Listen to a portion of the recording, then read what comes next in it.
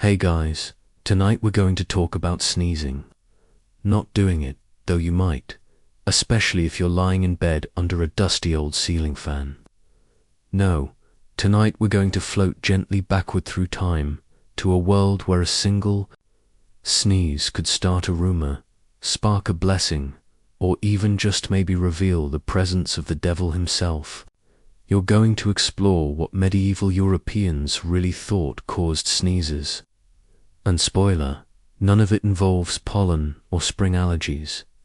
Picture yourself bundled in a woolen cloak, walking through a muddy market square, the air heavy with the smell of baked onions, sheep dung, and candle smoke.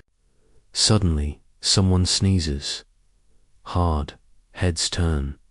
Someone gasps, and someone else mutters, a blessing quick, before the evil slips back in. You probably wouldn't survive this world very long with your seasonal allergies, so, before you get comfortable, take a moment to like the video and subscribe, but only if you genuinely enjoy what I do here.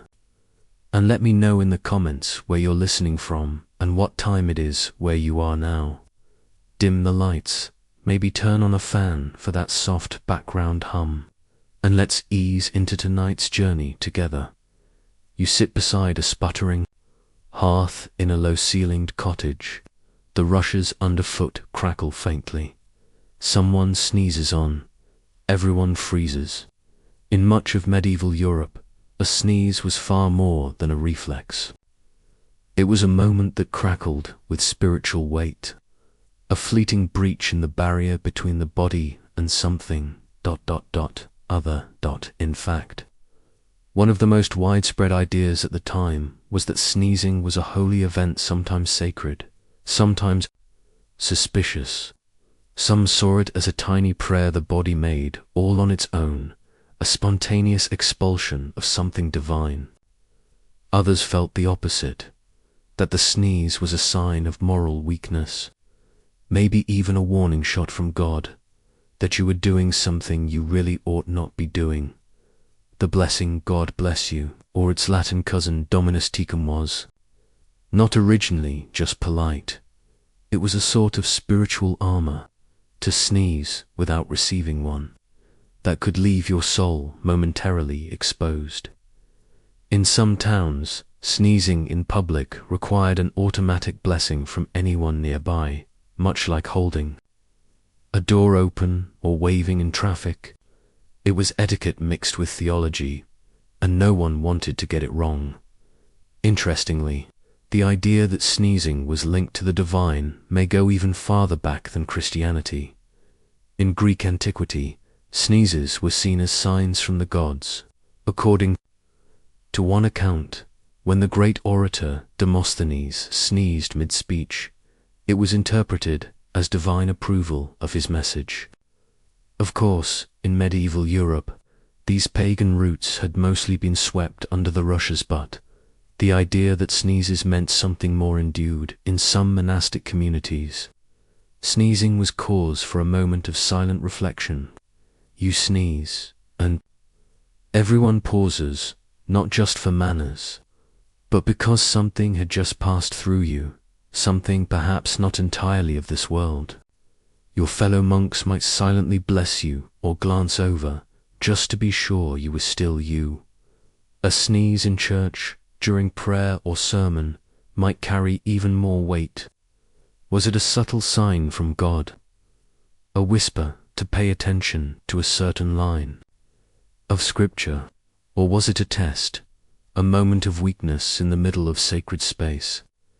Historians still argue whether these responses were more about spiritual panic or social ritual, but either way, sneezing was not casual, of course. The fear wasn't entirely metaphorical. In a time when medicine was more hope than science, a sneeze could be an early warning of illness. And in a world where plague could arrive on a merchant's boat and sweep through a village within days, a sneeze had literal life and death weight. But long before the medical interpretations settled in, sneezing was still caught in this cloudy mix of awe and dread. You weren't just blowing out air, you were maybe blowing out sin, or a soul, or inviting something in, just by the act of opening a passage.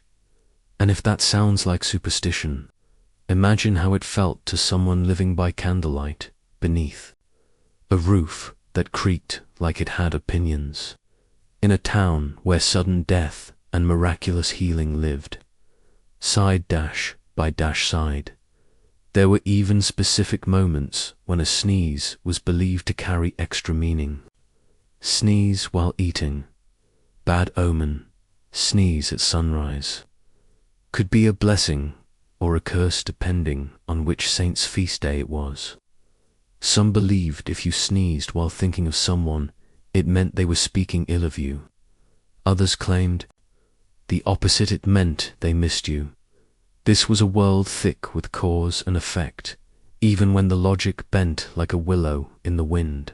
And yes, people even speculated on which side of the body was more spiritually trustworthy.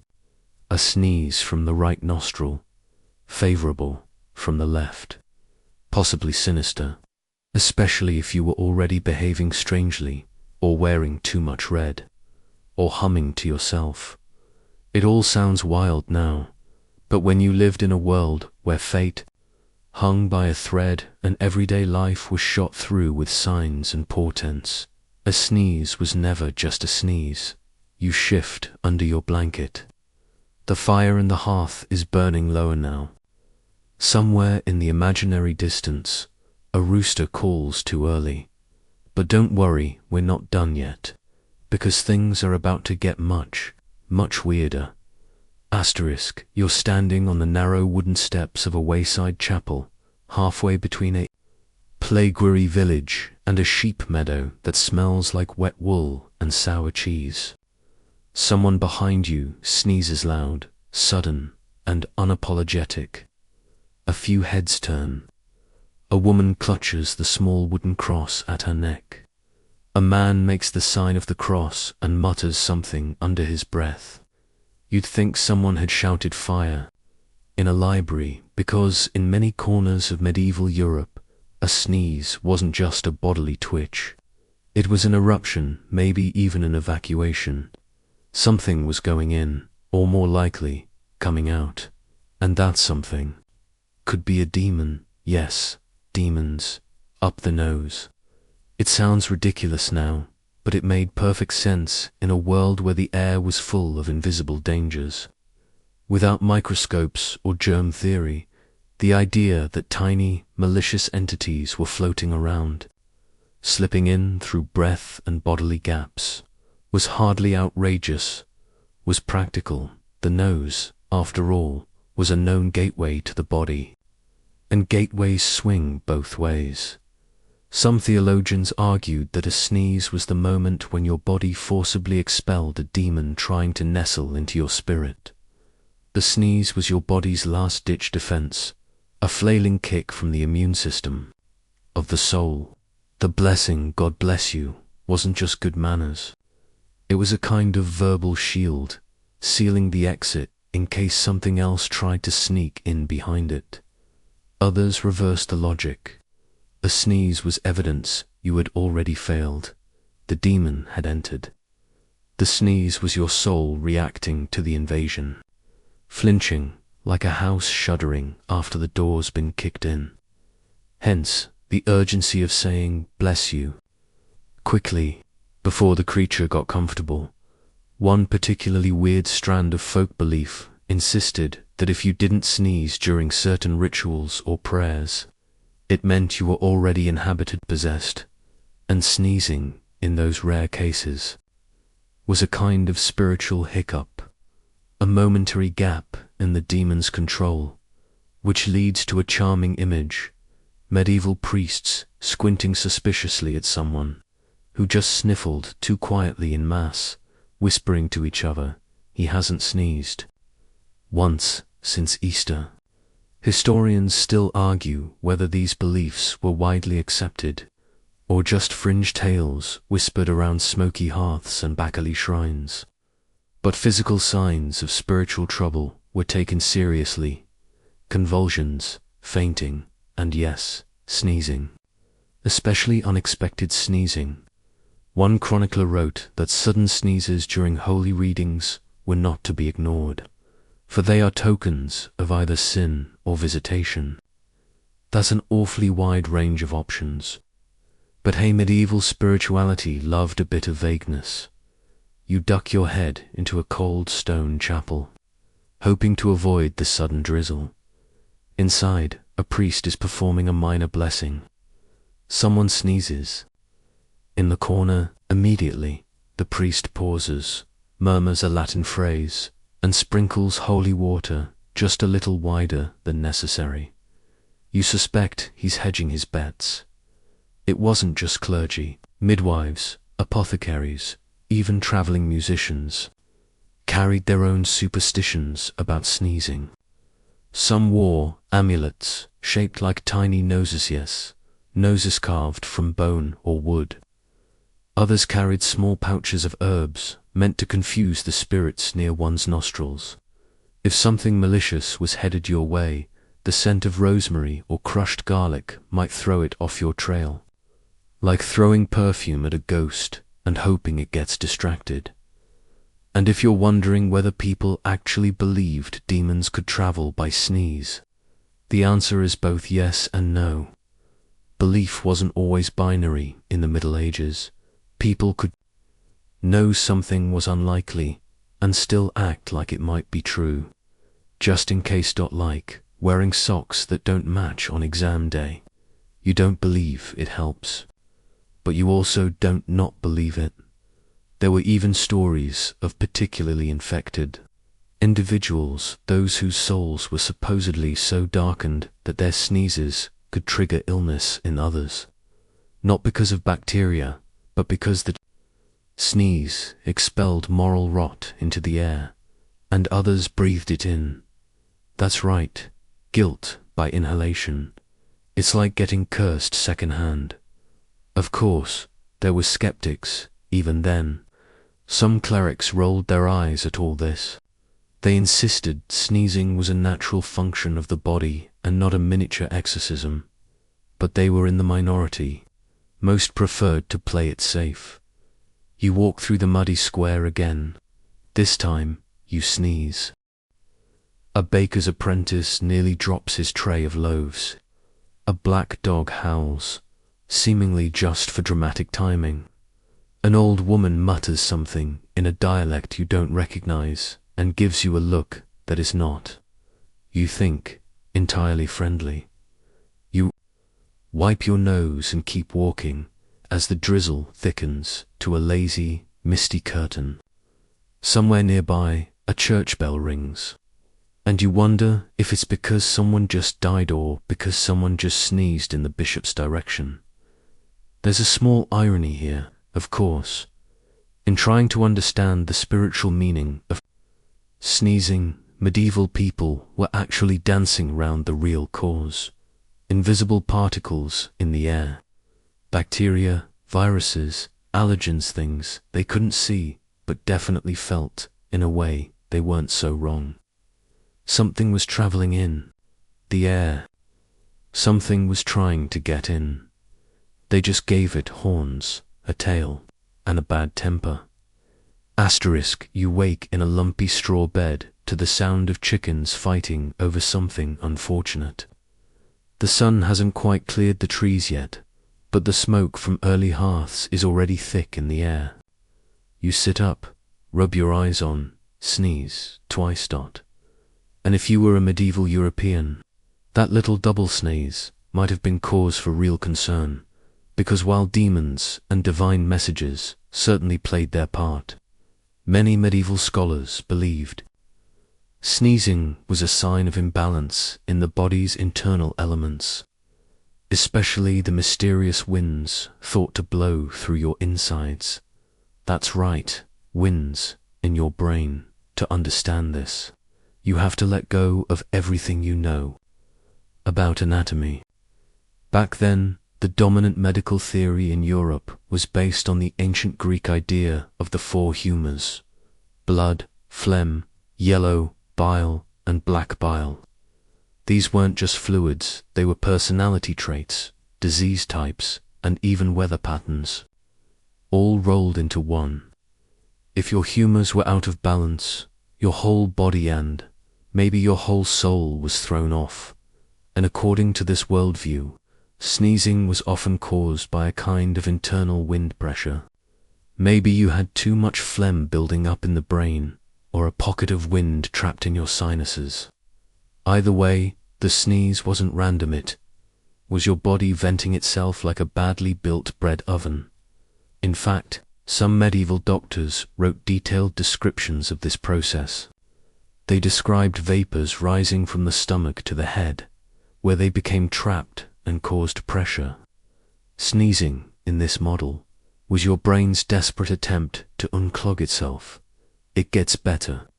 Some thought that specific foods created these brain vapors. Cheese, for instance, was deeply suspect not just because it went bad faster than medieval gossip, but because it was believed to generate cold, damp humors that clogged the nostrils. Garlic, too, was considered both cure and culprit. Eaten raw, it could provoke a sneeze strong enough to release the offending spirit. But eat too much, and you'd generate so much inner wind you might float away. Okay, not really. But close. Some doctors even classified sneezes. A strong, single sneeze.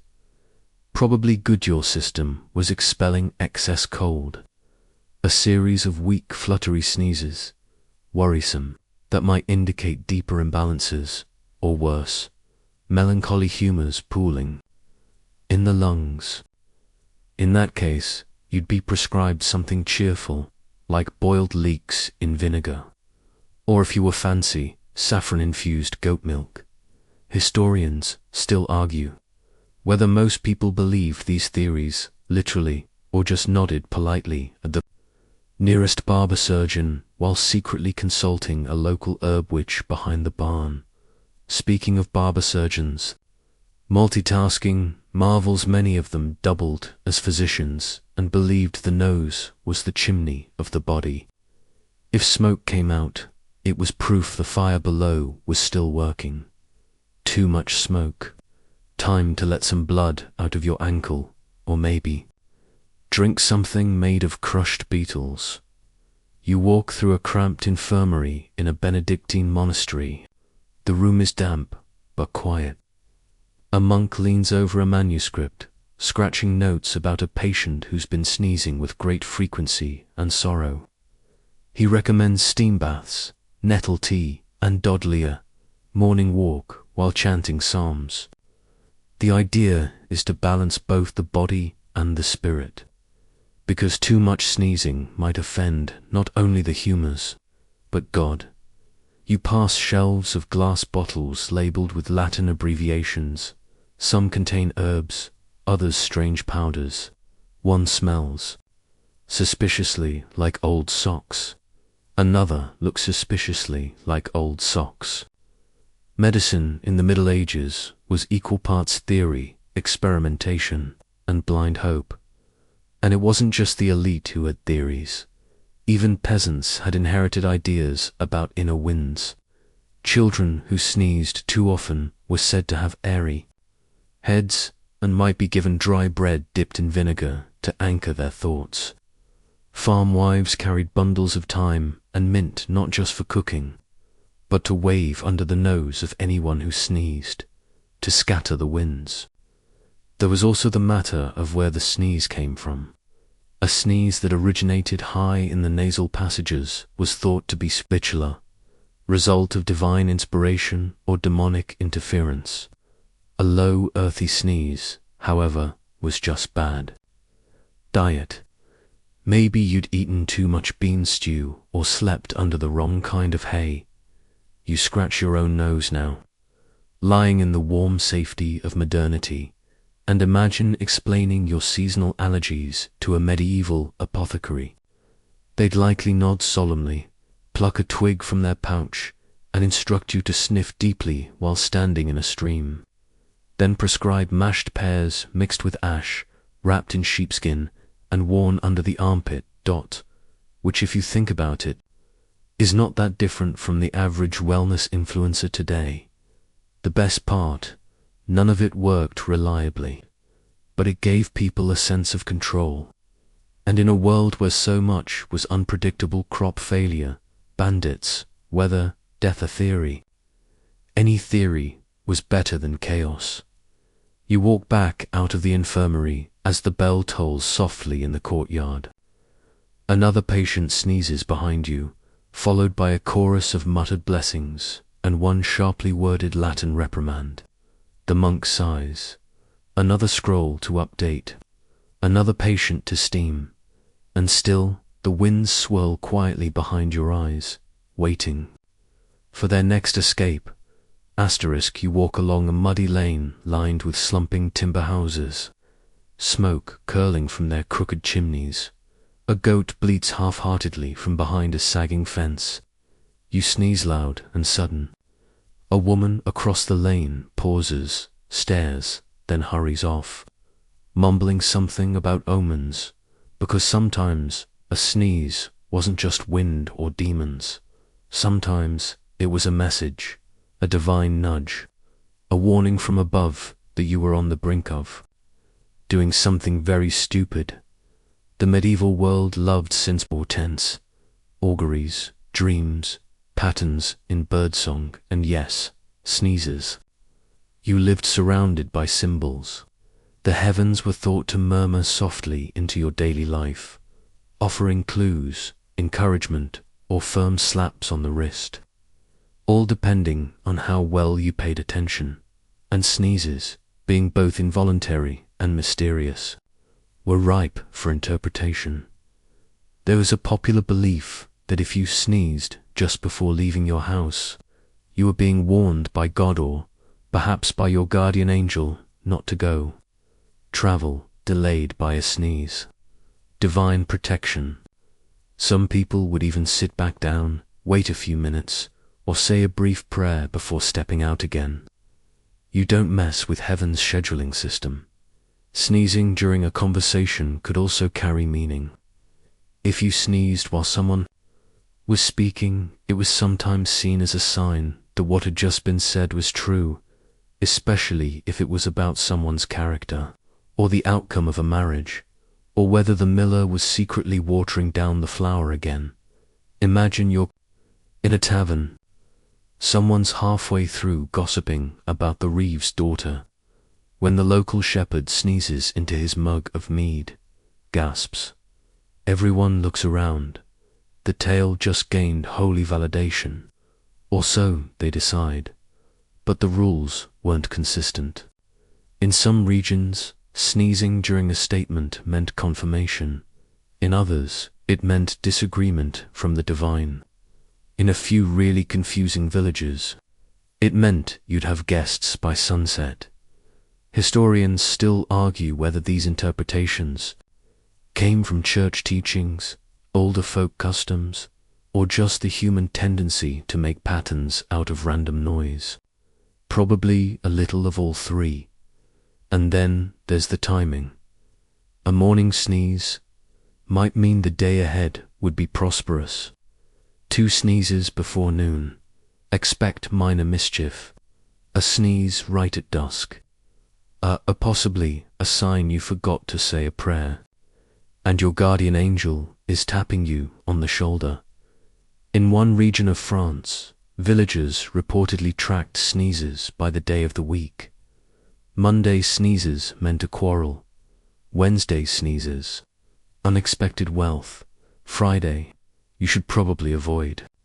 Poultry, no, seriously, that was someone's system. The pattern thinking didn't stop there.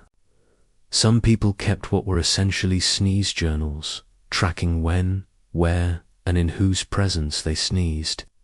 Much like keeping a dream diary, these records helped them find meaning in the randomness of their bodily outbursts. Even noble courts dabbled in this logic. Courtiers sometimes believed that sneezing during royal audiences, especially when discussing treaties, battles, or marriages, was a sign from heaven. A sneeze at the wrong moment could delay a diplomatic decision. A well-timed one might be read as an invisible endorsement. It's no wonder people got twitchy around dusty tapestries. You step into a cramped stone chapel where a tiny crowd is, gathered to hear a sermon. The priest, a red-nosed man who looks permanently on the verge of a sneeze himself, is midway through warning about vanity when someone sneezes in the back row. He stops, raises an eyebrow, then continues, but with more force, like the sneeze just dared him to double down. You suppress your own sneeze, just in case it gets misread as a comment on the Virgin Mary's sandals. This sort of divine intervention by sneeze got baked into local customs. Parents would sometimes teach children to listen to their bodies more closely, not for health reasons, but for guidance. If you feel a sneeze coming while thinking of something wicked, one old proverb warns, turn your thoughts to God at once. On the other hand, if you were debating something virtuous, say, offering help to a widow or donating flour to the parish, and you sneezed, that was proof you should absolutely do it. It's all oddly comforting, isn't it? This idea that even your body's quirks might be messages, that God or the angels or fate itself might be using your own nose to steer your ship. It turned the Masinzas of the world into something that at least seemed manageable, predictable. You lean back now, in a quiet corner of your imaginary medieval cottage. A candle gutters in the breeze. You feel a tickle in your nose. You hold your breath. Do you sneeze? Or is that a message from above telling you, maybe it's time to sleep? Asterisk, you wander now through a chilly morning market, your boots squelching in mud and cabbage leaves. The air smells faintly of smoked fish and rain. Somewhere nearby, a bell rings, then fades. You sneeze, and someone immediately whispers a prayer. Under their breath, you glance around, expecting alarm or judgment. But instead, you catch the eye of an elderly woman selling dried herbs. She nods solemnly, then mutters something else, just for good measure. It isn't just superstition, it's protection, because in medieval Europe, sneezing wasn't just a physical event. It was a spiritual opening, and that meant you needed to protect yourself for be protected immediately. Blessings, counterspells, charms, amulets, all of them were part of a sneeze defense. Toolkit used by rich and poor alike. The idea that your soul might briefly leave your body during a sneezious exit entirely was surprisingly common. Some believed it hovered above your head for just a moment. Others thought the act of sneezing created a small spiritual vacuum, and if you didn't refill it quickly with divine protection, something else might sneak in. A ghost, a demon, maybe even your aunt's bad luck. That's why the phrase "God bless you" was said so quickly, and why it was sometimes shouted, even if the sneeze happened in another room. And it wasn't just words. Many people carried small tokens too. Ward off whatever sneezes might invite.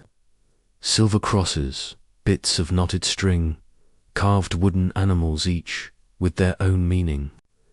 In parts of Bavaria, it was said that a lump of salt carried in your apron could keep the air honest, especially if you were known to sneeze in pairs. Some wore charms shaped like hands, known as manicula, or tiny faces meant to confuse the spirits that might try to enter through your open mouth or nostrils mid-sneeze. Yes, you could fight off demons with jewelry, or at least delay them until the next market day. And if you couldn't afford a charm, you relied on words, quick, sharp, and always said with intent. Some blessings were formulaic, God bless you, and keep you from harm. Others were long-winded and theatrical, like one recorded in a 14th century prayer book. God, defend thy marrow and thy wits. and seal thy soul from harm in flesh and air. That's a lot of syllables to get out before the next sneeze. But people tried.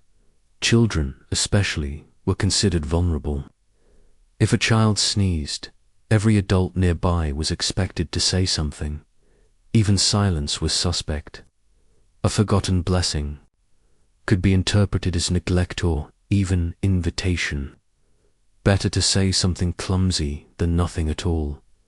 You pass a baker dusting flour off her hands. A child sneezes. She blurts, "Saint Eligius, shield your bones," then immediately offers the boy a stale bun, as if further bribing the spirits not to take him. Some customs got stranger. In parts of England, people whispered their blessings directly into a person's left ear, believing the right side was too vulnerable to temptation. In rural France, a sneezer was sometimes lightly tapped on the forehead with a book of Psalms to close the door. And of course, not all these rituals were purely defensive. Some were theatrical. Imagine being a nobleman at court and sneezing during an audience with the king. It would be considered polite for your peers to offer a flurry of blessings, sometimes as a way to gain favor, or at least show you weren't secretly cursed. But there were also places where sneezes were suspicious no matter what. In parts of Eastern Europe, a sudden sneeze during a quiet conversation could prompt a group prayer. If you sneezed twice, people might ask whether you'd walked by a cemetery or spoken ill of a saint. And this is where things get tangled. The line between a spiritual sneeze and a cursed one was thin. Some thought witches could cause sneezing from afar just as a form of torment or mischief. Others believed a well-timed sneeze could disrupt spells. In fact, one folk tradition suggests that witches avoided sneezing in public entirely, lest someone bless them accidentally and break their magic. It's sneeze diplomacy, really. Historians still argue how widespread these practices were. Some believe the more dramatic sneezer rituals were rare, limited to superstitious regions or particular decades of panic. Others think they were simply part of everyday etiquette, automatic, if anxious, way to protect yourself from the great unseen. You duck into a candlelit inn now, the hearth flickering, the smell of stewed turnips thick in the air. A man sneezes near the fire. 3 people murmur blessings. 1 woman crosses herself, and an old man in the corner spits once to ward off envy. He claims that you find your seat by the fire, breathing in the warmth and the mystery. It's hard to say what matters more, the sneeze or the reaction. Maybe the fear wasn't really about demons or spirits. Maybe it was about being noticed, cared for, responded to, because in a world where you could vanish in a week by illness, accident, or war, a sneeze might be the one moment someone looked at you, remembered you existed, and said your name out loud to God. And maybe that, more than anything, was the real blessing. Asterisk, you're still warm by the fire, your boots drying slowly, when a stranger across the table sneezes loudly, like a trumpet blast. No one blesses him, and for a moment the inn feels quieter, like the walls just held their breath, because, as strange as it sounds, not all sneezes were created equal, and not all deserved a blessing. You see, in medieval Europe, people didn't just debate what caused sneezes, they debated what each kind of sneeze meant. Direction, timing, noise level, body posture, what you had just eaten, it could all change the meaning entirely. A single sneeze after waking up, often fine, a sign of health returning, some physicians claimed. But 3 sneezes in a row after sunset, bad omen, maybe even a death omen, especially if you were near a crossroads. And Then there were the directional interpretations. Sneezing to the left. Suspicious. Possibly bad luck. In some regions, a leftward sneeze suggested a coming betrayal or failure, like your body was physically rejecting a path you were about to take. But sneezing to the right, that was good, or at least hopeful. The right hand of God, some clergy said. A rightward sneeze was believed to be the body aligning with divine will. You might even be congratulated on it, especially if it happened at the start of a journey. There are even surviving texts that treat this almost like weather forecasting. A 13th century Tuscan almanac contains entries like, "He who sneezes to the left before noon shall quarrel before vespers. He who sneezes to the right at dawn shall receive coin by sundown." It's sneeze horoscopes, basically, and that wasn't even the weirdest part. Because some thinkers, physicians, monks, court astrologers actually began cataloguing the sound of sneezes as meaningful. Was it sharp and sudden, muffled and squeaky? Did you try to stifle it? Did you fail? A noble woman sneezing delicately into a scented cloth. Elegance, decorum, modesty. A farmer sneezing explosively into his tunic sleeve. Possibly gluttony, or worse, the early signs of sin manifesting as excessive humors. You didn't think sin could come out your nose, did you? But this is the thing: medieval Europe was a deeply symbolic world. Every act, from your choice of shoes to your breakfast porridge, was loaded with meaning. So it makes sense that sneezes would be part of that moral lexicon. Some monasteries even had written sneeze codes. If a monk sneezed during prayer, he was expected to bow slightly in apology, press his palms together, and whisper a short penance. It was called the bodily interruption. Too many interruptions. You'd be assigned extra silence duty, and there was one kind of sneeze that was especially feared, the one you didn't feel coming. People called it the ghost sneeze in some parts of England. A sneeze that arrived without warning. Tickle, no breath up, no time to bless or react, was thought to mean a spirit had passed directly through you, not next to you. Through, cue, instant prayers, crossed fingers, maybe even a trip to the village priest for a cleansing. Historians still argue whether this idea came from Christian theology, older pagan traditions, or just the general medieval terror of invisible things doing invisible damage. But it stuck around for centuries. There's even evidence that entire villages reacted to ghost sneezes with group chants. A traveller in 1370 wrote of entering a Welsh village where a man sneezed so violently in a chapel that the entire room paused and began murmuring the Lord's Prayer together. He assumed it was a special service. It wasn't. And if you sneezed during a legal hearing or oath-taking, oh, that could be catastrophic. Some thought a sneeze invalidated your words entirely, not because you were lying, though sometimes that tube, because your breath had been divided. Broken sentences, broken truth. A legal sneeze, if you will. This led to bizarre loopholes. People occasionally faked sneezes in court to delay proceedings. Others tried to stop sneezes from happening at all by chewing bitter herbs or pinching their noses between fingers. There's even a record from a Spanish Inquisition hearing where a man was ordered to repeat the confession in full, without bodily interruption. Imagine sneezing during your own trial and the Inquisitor waving it off like, "Nope, start." Again, the devil might have come in with that one. It wasn't all gloom, though. In some places, people used sneezes for fun or even flirtation. In 15th century Venice, there was a short-lived trend among young nobles to sneeze on purpose during dances or feasts.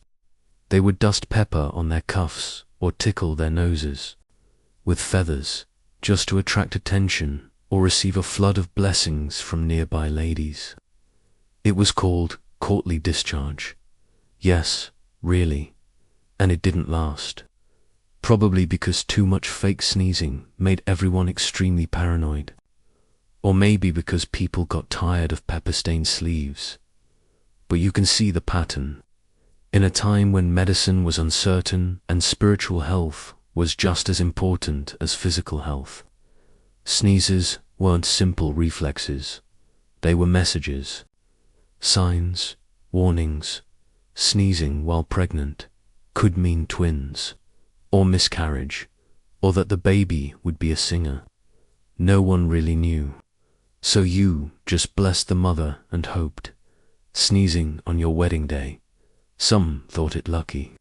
Others claimed it foretold infidelity, which might be why one 14th century German wedding manual advised the bride and groom to fast the morning of the ceremony, lest the humours stir and the vows be disturbed. You sit back now in your wooden chair, listening to the low murmur of conversation around the fire. Someone sneezes again. This time they sneeze twice left and then right. You don't know whether that means coin or curses, but a nearby priest makes the sign of the cross just in case. And the innkeeper chuckles. He'll be kissed before midnight, or else robbed. And you realize, here in this world of hot cider and cold draughts, sneezes are as much a language as they are a symptom. And no one's quite sure who's speaking. Asterisk, the candle wax has begun to lean sideways, softened by the fire's warmth and the steady breath of wind curling through the shutters. Your hands rest against the grainy tabletop, still warm from your cup. Someone in the far corner is playing a slow, out-of-tune string melody. You don't know the tune, but it makes your thoughts wander, and now you're thinking about noses. Not your own, exactly, but noses in general. Medieval noses. Sneeze, sensitive, humoral, heavily symbolic noses. Because by this point in the evening, it's time to face a very peculiar truth. Some people in the Middle Ages genuinely believed that your sneeze habits were shaped by your social rank. In fact, many physicians of the time categorized people's sneezes based on class and occupation. Imagine that, a sneeze taxonomy by profession. The logic, if you can call it that, followed the medieval obsession with the four humours: blood, phlegm, black bile, and yellow bile. You've probably heard of them. They were believed to control your personality, your digestion, your dreams, your moods, and of course your sneezes. Labourers who worked under the sun and moved their bodies constantly were thought to have an excess of yellow, bile, and blood, so their sneezes were expected to be loud, wet, and frequent, a sign their bodies were constantly purging heat and impurities. Monks, on the other hand, were typically labelled as phlegmatic, cold, quiet, slow to anger and slow to sneeze. A monk who sneezed might be expected to do it like a church bell chime, soft, discreet, and ideally no more than once. And nobles, well, nobles were an odd case. They were often seen as choleric, full of hot, dry humour, but their sneezes were supposed to be elegant, clean, swift, never messy. Ideally, no actual sound should come out. Just a genteel hussy HH and a dab of the handkerchief, the sneeze equivalent of a curtsy. You can probably guess how ridiculous this got. Some nobles went so far as to train their sneezes. That's not a joke. Etiquette manuals from 14th century France include entire paragraphs on how to suppress a vulgar sneeze. Recommendations ranged from sipping vinegar to clenching one's jaw until the urge passed. If that didn't work, a discreet step behind a curtain was advised. Imagine walking behind a velvet curtain just to let out a sneeze. You come back out and pretend nothing happened, even though everyone definitely heard the curtain flap and the muffled RGF chew. But perhaps the strangest part of all was how people linked sneezes to honesty. There was a widely circulated belief that people who sneezed often were naturally honest, and those who rarely sneezed were hiding something. The idea was that sneezing cleared your inner winds, your breath, your spirit, your moral air, a clogged nose, a clogged conscience. Historians still argue whether this belief had roots in ancient Greek medicine or Christian monastic teachings. Either way, it was popular.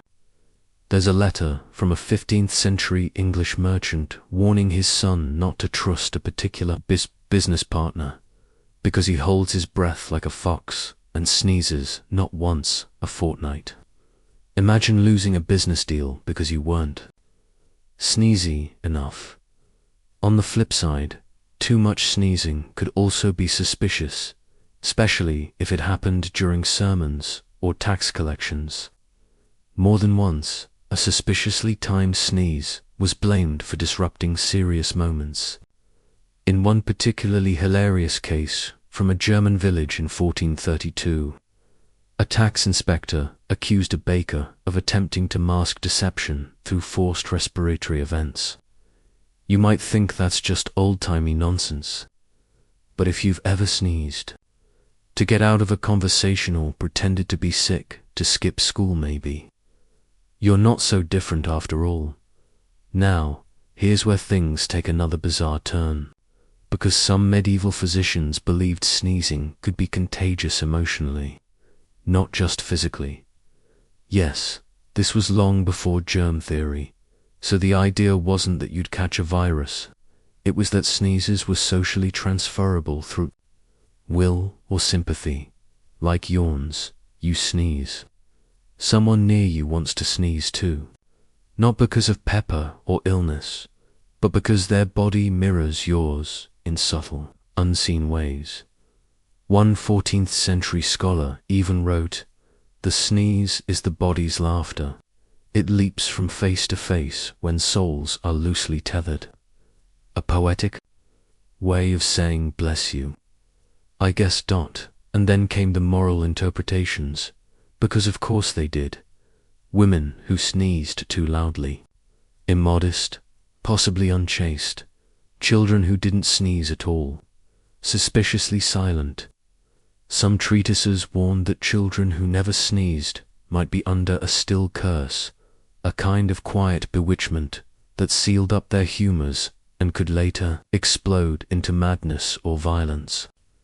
Imagine your poor cousin Thomas, 8 years old, getting dunked in cold river water to shock the humors loose because he was suspiciously healthy. And don't forget the idea that sneezes might reflect your inner animal. No, really. Some animal law books from the late 1200s began matching people's sneezing styles to beastly traits. Sneeze like a dog, short and fast. You're loyal but impulsive. Like a goat, high-pitched and erratic. Mischievous spirit. Elephantine. You're wise and slow, but possibly constipated. You feel your own nose tingle just thinking about it. The power, the symbolism, the absurdity, and yet, somehow, it all made sense to them, because in a world where few things were certain, where the weather might ruin your crops, the plague might sweep through next week, and the stars might decide your fate, it's comforting to think that even your sneeze might mean something. It made the world feel readable, like you could divine the chaos, one bodily reflex at a time. You press your hand gently against your nose now, as if to keep one from escaping. Not yet, not in this moment of quiet. The in's melody is still drifting, and you don't want to interrupt it. Instead, you just smile to yourself, imagining some long-dead nobleman behind a curtain, clutching a handkerchief embroidered with Latin warnings and muttering, "Not now, not during dessert." Asterisk, the fire has burned low now, giving off more glow than heat. The candle wax has pooled at the base of the holder, forming a soft golden crown around the stub of the wick. You shift gently in your seat and stretch your fingers, as if preparing for the next strange detour. And tonight, that detour takes you to sinuses. Not just any sinuses, of course. Medieval sinuses, because by the 13th and 14th centuries, European physicians had become deeply interested in what we'd now call nasal health, but with ideas that leaned more toward mysticism than medicine. A sneeze, to them, wasn't merely the product of a dusty room or a tickled nerve. It was evidence of your head's vapors being out of alignment. Your eyelids are heavier now, and the candle's glow is softening into a sleepy amber puddle. The room is quiet, except for the occasional creak of furniture settling and your own breath slow, steady, almost like waves brushing the edge of a medieval riverbank. Let's stay in that world a while longer, because while noblemen were sneezing into perfumed powders and monks were meditating on nostril morality, another class of people had their own ideas about sneezing and what it might mean. Not the physicians, not the clergy, but the neighbors, the everyday folks, the gossiping widows, the toothless fishmongers, the shepherd boys with more sheep than shoes. And for them, a sneeze wasn't just a bodily event. It was an omen. You step out of your cottage one morning, still half asleep, and as you pass under the low thatch of your neighbor's roof, you sneeze, loudly, once, maybe twice. Someone gasps. Bad luck, they mutter. You shouldn't have done that before greeting the sun. You've offended the spirits of the day. Superstition ruled many aspects of medieval life, but sneezing was a hot topic. One sneeze could carry more drama than a royal affair if it happened at the wrong time or in the wrong place. And in peasant communities where no formal education about anatomy or disease existed, explanations leaned toward folklore. If you sneezed while speaking, that was the truth being punched out of your mouth by unseen forces. Sometimes good, sometimes ill. It depended what you were saying. Lie about the price of your turnips. Sneeze, God caught you. Confess your secret love for the miller's daughter. Sneeze, the angels approved. Sneezing was also thought to disrupt magic.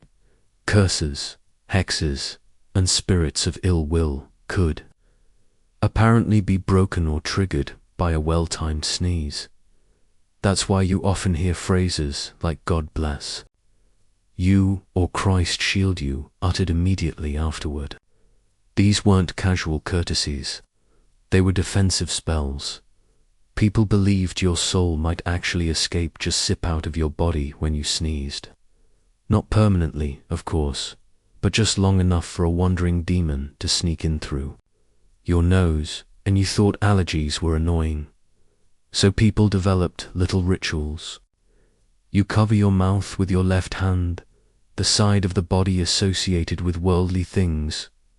To guard your breath, you stamp your foot afterward to call the soul back down. You blink 3 times to ward off possession. Asterisk, 1/12th century. Midwife in a Bavarian village was said to carry a string of wooden beads carved with tiny faces, not for prayer, but to count how many sneezes a child made before their first words. She believed that if a child sneezed 7 times before speaking, they'd grow up honest and clever. 8 sneezes meant mischief. 9. That was witch blood. Better keep an eye on them. Even the direction of the sneeze mattered. If you sneezed facing eastward, the rising sunlight was a good omen. South, you were protected for the day, but sneeze while facing west, that was bad luck. And if you dared sneeze toward the north, that was serious. North was the direction of death, winter, and strange portents. Some households even hung protective herbs like rue and yarrow above their northern-facing doorways to catch any ill winds stirred up by an untimely sneeze. Historians still debate how widespread and uniform these beliefs were. Local records are often fragmented, and what one village believed might have sounded absurd to the next. Some scholars argue that these sneeze rituals were no more than isolated rural customs, but others point out how often references pop up in songs, proverbs, and early manuscripts. And then there's the matter of sneeze timing. You might not think of a sneeze as a scheduler, but in some places it was. There's an old Flemish saying that goes, "A sneeze at dawn is a shepherd's yawn. A sneeze at noon is the devil's tune. A sneeze at night, sleep tight." It's nonsense rhyme on the surface, sure, but buried in there is a whisper of medieval thinking. Sneezing was tied to the rhythms of the day, maybe even to destiny. In some regions of France and parts of the Pyrenees, people tracked sneezes during courtship. If a young woman sneezed after looking at a man just once, it meant she liked him. If she sneezed twice, she'd marry him. And if she sneezed 3 times in a row while in his presence, it was time to call a priest and plan a wedding. And yet, despite all this symbolism, not everyone thought sneezing was magical or spiritual. Some just thought it was funny. Peasants and farmers would often joke that a big sneeze meant your brain was trying to escape a boring conversation. If a mule sneezed, it was cursing the price of oats. And if a priest sneezed God was clearing his throat through him. There's even record of a village play from 1311 performed during a midsummer feast in Devonshire where the entire plot revolved around a cursed sneeze that caused a farmer's pigs to dance. The play was a hit, apparently. Audiences loved it. And who wouldn't want to see a bunch of pig puppets doing a medieval jig every time someone sneezed? So here you are, wrapped in a wool cloak against a late spring chill, walking through a small hamlet where every sniffle is loaded with meaning. You sneeze, and the baker's apprentice runs out with a sprig of rosemary. You sneeze again, and the tanner's wife spits twice over her shoulder. A third sneeze. The whole street crosses themselves and mutters a charm. One child throws a handful of flour into the air just in case. Is it protection, paranoia, politeness? In truth, it's a bit of everything. The medieval world was loud with bells and horses and hawkers, but also quiet with unspoken worries. When you don't know why something happens, and it happens often, you fill in the gaps with stories, with signs, with a sneeze, and everything that might follow. And as you reach the village edge, leaving behind the patchwork roofs and smoky hearths, a single feather drifts from the sky and tickles your nose. You sneeze again. Someone far behind you whispers, "Bless you." Asterisk, the road ahead is soft with moss and old wagon ruts, and your boots thud gently as you move past a stone wall laced with ivy. Somewhere behind you, a rooster forgets the time and crows at nothing in particular, but you're too far into the rhythm of this journey to care. And besides, now you're wondering what sneezes sounded like in the courts of kings. Let's leave the village behind and head upward through the great halls and draughty staircases of medieval nobility, because yes, even the rich and royal had to sneeze sometimes. The difference was, they had better handkerchiefs in aristocratic households. Sneezing was both a bodily hazard and a social performance. If you were a nobleman or lady and found yourself on the verge of a sneeze during court proceedings, you'd better hope you were carrying your embroidered square of linen, and that you sneezed with grace. Etiquette manuals from the 14th and 15th centuries actually gave advice on how to sneeze properly. No open-mouthed blasts, no snorting, and for heaven's sake, no nose trumpets. One guide from Burgundy even warned young courtiers that a vulgar sneeze could undo months of grooming. Imagine that one bad sneeze, and your political alliances go up in nose dust. Sneezing while the king was speaking. Risky if you sneezed during a royal decree. You were expected to immediately kneel and beg pardon for interrupting, but for inviting misfortune upon the throne. That's right, your nostrils might endanger the monarchy, but things got stranger still when kings and queens sneezed, because when they did it, people didn't say bless you, they cheered. A royal sneeze was sometimes seen as a sign of divine favor. It meant that the king or queen was being purged of invisible poisons. In fact, some believed the sneeze meant God was directly clearing the ruler's body of evil spirits. This belief was strongest during the high medieval period, when monarchs were viewed as semi-sacred, chosen by divine right. So if the king sneezed, people clapped. If he sneezed twice, they bowed.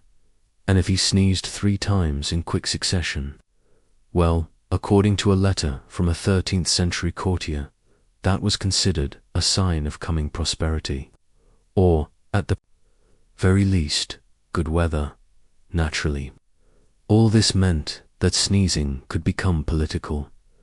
There's a curious little case from the reign of Charles VI of France, known for his fits of mental instability. During one banquet, the king sneezed so violently that he spilled wine across the banquet table. One noble, perhaps, hoping to flatter, immediately shouted, "He is purged. Long live the king's purity." But another noble whispered something unflattering about weak humors. Guess which one got a promotion the next month? Historians still argue whether royal sneezes were truly believed to be divine signs, or whether it was all theatre. Some point to journals and personal letters that suggest genuine awe. Others argue it was performative flattery, just part of the strange etiquette dance that governed medieval courts. Of course, nobles also had access to remedies that peasants didn't. Imported herbs from the Levant, ground pearls, crushed emerald tinctures, yes, real emeralds, pulverized and stirred into wine. They believed it calmed the brain and smoothed the breath, though it probably just shredded their insides. One noble woman, in 1352, claimed that sleeping with a roasted apple pressed against the bridge of her nose prevented night sneezes. Another recommended that you bathe your face in goat's milk every morning to keep the sinuses obedient. A bit pricey, sure, but better than sneezing in the presence of the archbishop, then again. Not all noble reactions were so refined. In 1423, at the wedding of a minor English duke, the bride sneezed just as the priest began the vows. It was said to be loud enough to startle the lute players. The entire hall went silent. Someone muttered, "An ill omen." A few minutes later, the duke sneezed too. Someone else muttered, "They'll bury a child before the year ends." Sure enough, the couple lost a baby the following spring. And just like that, the sneeze had become a prophecy. So you see, even within velvet-lined walls and underpainted ceilings, the sneeze held power. Sometimes sacred, sometimes superstitious, often just awkward, and you perhaps trailing behind the procession, or sweeping the hearth under a tapestry would watch all this unfold with a small smile, because, whether peasant or prince, no one could really control a sneeze. You'd think they'd have figured it out by now, but no.